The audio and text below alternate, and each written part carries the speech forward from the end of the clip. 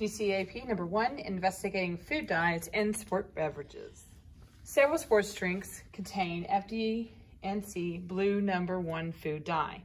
Gatorade Glacier, Freeze, Powerade, all those have it in there. The one thing we have to watch for when we choose our drinks to test is we want to make sure that they don't have the frosty material that causes a little bit of turbidity and impact our spectrometer readings. Since we're investigating the blue light, our spectrum reading should be measured at 630 nanometers. On the background information, I have also supplied to you the other nanometers as well for your possible final investigation that you may be doing.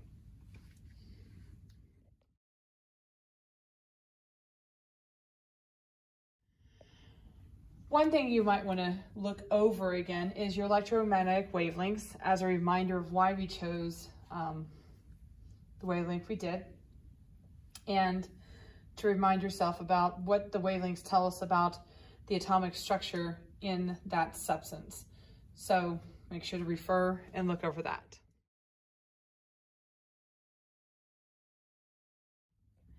So we have some pre-lab setup to do. The pre-lab activity, you're supposed to actually calculate your concentration for your substance for each one of the different molarities that we're going to do.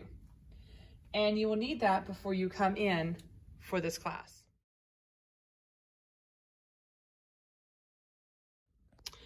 Okay, so this experiment will be using the spectrometer or the colorimeters for this.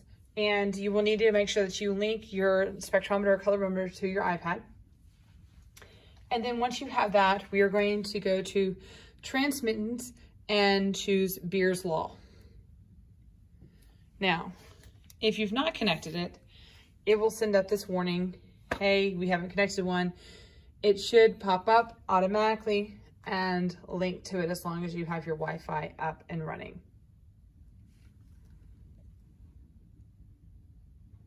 Follow the instructions on the screen. Make sure that you have your blank ready to go to calibrate. Once you've calibrated, it's going to prompt you with selecting your wavelength. So you're going to type in 630 and say return. And now we're going to get set up for the next part. So one of the first things you have to do is you have to take the stock solution that I have and dilute it down. And so hopefully you did your pre-work. And so in the first test tube, I'm going to have 10 milliliters of the stock solution. And my second one, I'm going to have 8 milliliters of the stock solution and 2 milliliters of water distilled. The third one, I will have 6 of the stock and 4 of the distilled water. My fourth one, I will have 4 of the stock solution and 6 of the distilled water. In test tube 5, I have 3 of the stock solution and 7 of the distilled water. Test tube 6, I have 2 of the stock solution and 8 milliliters of the water.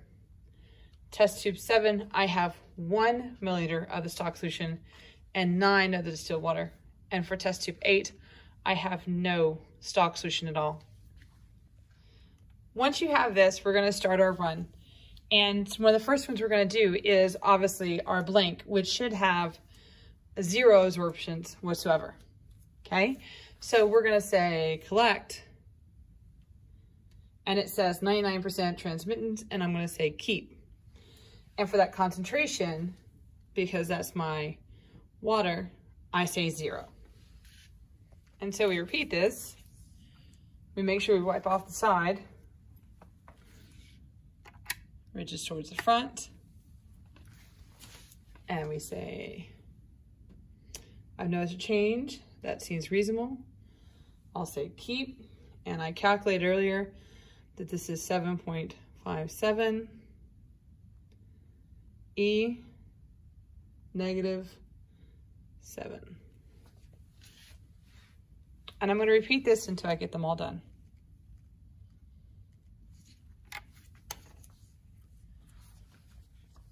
So here's test tube 6.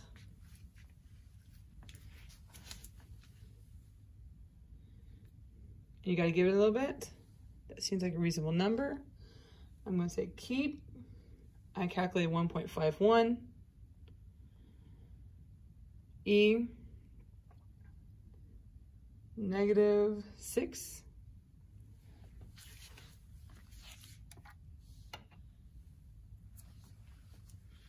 Test tube 5. Give it a little bit. Seems like reasonable number. And 2.27.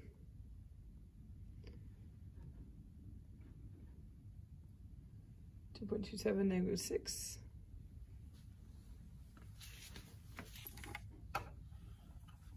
Test tube 4. Wipe down my sides.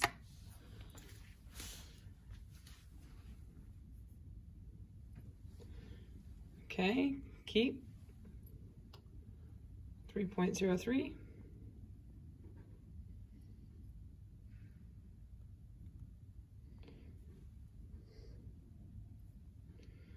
-6.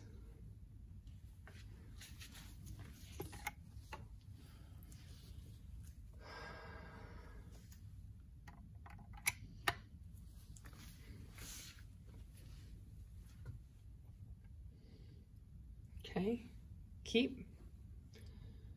And 4.54.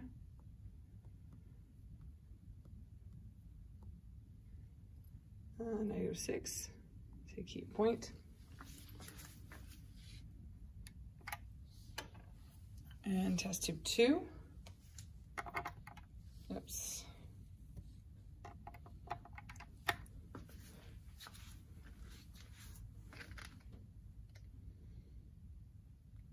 Okay. Reasonable number because it should be getting lower because we're getting a little bit darker. 6.06 E -6. Keep.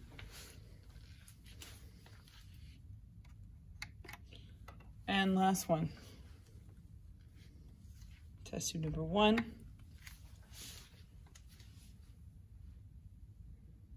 There we go, we dropped.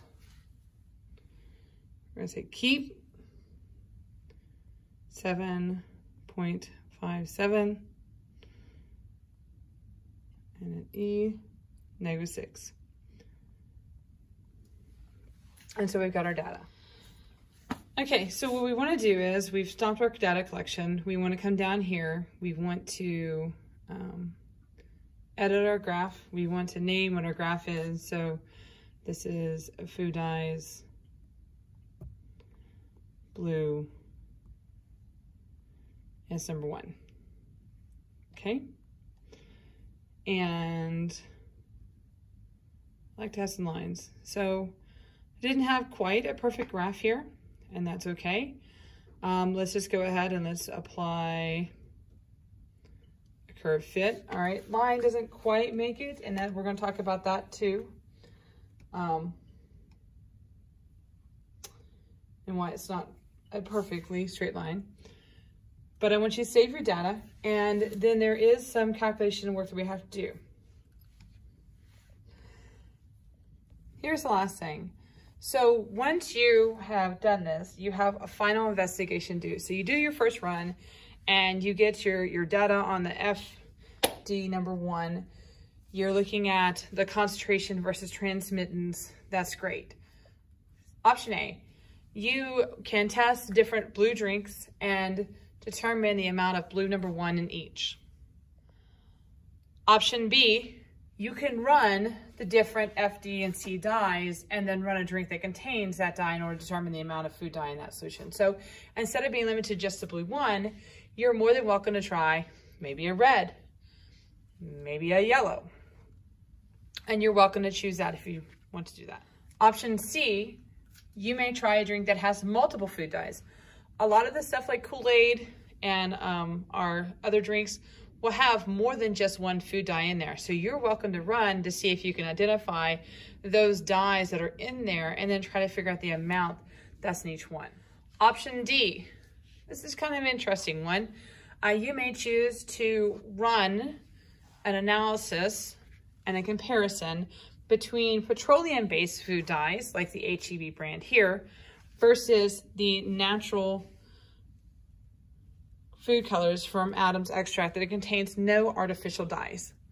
And you're welcome to run that comparison as well. So you have 4 options for your final investigation. You and your team need to determine which one you're gonna do, and then do it, and that needs to be included in your report as well.